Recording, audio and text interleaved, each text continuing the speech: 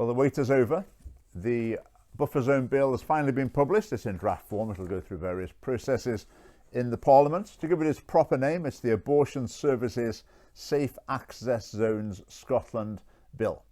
They've been working on this for years and years, and finally they've actually produced a draft bill. So I've read it along with the explanatory notes, and there's a few points I think you'll be very interested to hear about.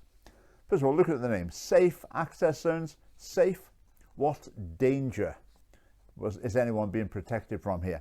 This is the meaning of the word safe, the modern meaning. Well, like safe as in safe space, it means place where you won't encounter someone who holds a different opinion than you do. So let's have a look. So the buffer zone. So around abortion clinics, they're going to declare a certain radius within which pro-life activity is basically banned. 150 metres was floated around, as far as I was aware, but they've come up with 200 metres for this bill. So let's see what you're not allowed to do, or as it stands now, won't be allowed to do within 200 metres of an abortion facility. So offences of influencing, preventing access or causing harassment, etc. in safe access zone. A person who is in a safe access zone for protected premises commits an offence if the person doesn't act with the intention of or is reckless as to whether the act has the effect of. So it's got to be that you intend to do one of these things, or you do something that anyone with any sense would realise that obviously it is going to do those things. Even if you claim you weren't intending it, you should have known. It's so obvious that's what was going to happen. So with the intention of, basically, influencing the decision of another person to access, provide or facilitate the provision of abortion services at the protected premises. So influencing the decision of a woman going for an abortion, or a medical professional going to carry out an abortion. It's illegal to try and influence them, to try and influence their thought process. So how might that be done? Well, this is designed to stop the prayer vigils outside abortion clinics. So the people involved in those will sometimes hold placards with a message something like, love protects, with a picture of a baby in the womb. Would that be classed as trying to influence someone? I guess so. Pray for an end to abortion. I suppose that communicates a negative view of abortion, so that could be seen as trying to influence people. So placards probably would come in with that. Standing there praying, is that classed as trying to influence people? If people can tell that you're praying, then they might assume that you're praying against abortion, so that might be challenging them in their decision. Would that count as trying to influence them? I mean, I can imagine the court case where it's, okay, you were standing praying. Were you trying to influence people? Yes. How were you trying to influence them? I was calling on Almighty God to intervene in their thoughts and to change their mind. What's the judge going to make of that? That could be an interesting court case coming up, doesn't it? Does praying class as a form of influence, a way of influencing people?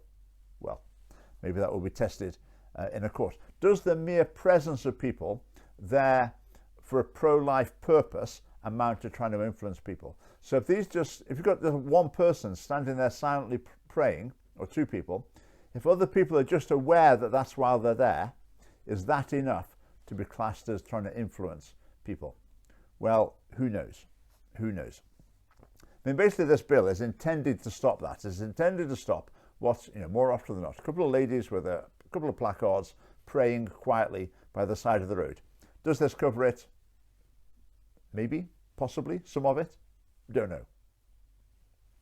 Anyway, right, other things that you're not allowed to do within the exclusion zone. Acts with the intention of preventing or impeding another person from accessing, providing or facilitating the provision of abortion facilities at the protected premises. Right, that never happens. As far as I'm aware, it's never happened in Scotland. No one's ever talked about doing it. As far as I'm aware, it never will. The reason that lines in is to make the bill seem necessary. So if people read it and they go, oh yes, we've got to stamp that out, haven't we? That's appalling. What is going on here? We definitely need this bill. Absolutely. Whereas these things don't happen, and even if they did, they're already covered by existing laws. So, I mean, this is just playing games, putting that in. Right, the next one, things you're not allowed to do, things intended to cause harassment, alarm, distress to another person, again, having an abortion or facilitating abortion, etc. Right, causing harassment, already illegal, doesn't happen, nothing to do with the vigils. Causing alarm, if anyone claimed to feel alarmed by seeing a couple of people praying in the street with some pro-life placards, I think they'd have a difficult job justifying that. Right, distress. Now that's a very subjective one, isn't it? Oh, I felt very distressed. I mean, that's easy. I mean, if you want to get someone in trouble, if what you have to do is claim that you felt distressed, there'll be people queuing up to say, oh yes, I was very distressed. Officer, take him away to the police station. Let's get him prosecuted. Yeah, so distress is a concern. But remember, it's got to be with the intention of causing distress. So if someone reacts very unreasonably and says, oh, I was very distressed, the judge might think, well, you may say you're distressed, but were they really intending to cause that? Now, you or I might think, no, to suggest that someone standing praying in the street was deliberately intending to cause distress, that's obviously nonsense. But remember, that's what the Scottish Government thinks. That's the view enshrined in this bill, is that these vigils can cause distress. I mean, that's why it's in the law. This law is to stop these vigils, and they're talking about it stopping distress. So I wouldn't be confident that a court wouldn't take the view that a couple of people praying in the street was actually with the intention of causing distress. Now, an interesting question arises here. This person, these acts have the intention of influencing or harassing or distressing or whatever, does it need to be an actual person? So does it need to be someone complaining, saying this is what happened to me, and then the police come along and deal with that, and that case goes to court? Or can the police just say, no, I think you're intending that, even though there isn't a person you were trying to influence, there isn't a particular person, we think you're probably trying to influence the people in general, so yes, we think what you're doing is wrong. And it says in the next bit, is even if someone does something outside the buffer zone, let's say someone got a projector and projected a message from outside the buffer zone into it, it says that wouldn't be allowed, which in terms of the bill is obviously quite sensible. But the person who's influenced, it said it doesn't matter whether the other person is in the safe access zone at the time of the act or not, which really makes it sound like we're talking about a particular person, not a hypothetical person. So I spoke to a couple of people with legal expertise about this. I said, what does this bill mean? Do you need a complainer for this or not? And they looked at it and said, don't know, it's not clear, can't tell. And one of them expressed to me a concern about the quality of legal drafting within the Scottish Parliament. Anyway, let's move on. So within the buffer zone covers any public areas within the 150 metres, but it doesn't cover private houses, private ground, enclosed gardens, etc. But there's another part of the bill that basically does cover that. So if you put something up that is visible or audible within the buffer zone, then that's not allowed. So if your house was within the buffer zone and you put a poster in the window saying, you know, unborn lives are valuable or something, then you'd be breaking the law.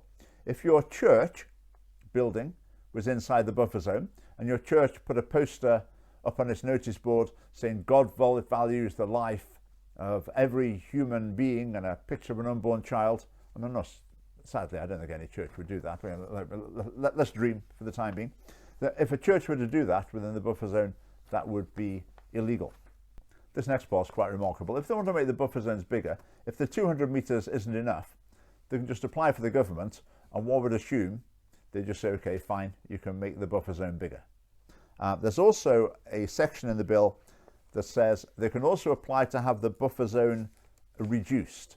That means the facility, the abortion facility, can apply to the government to have the size of the buffer zone reduced.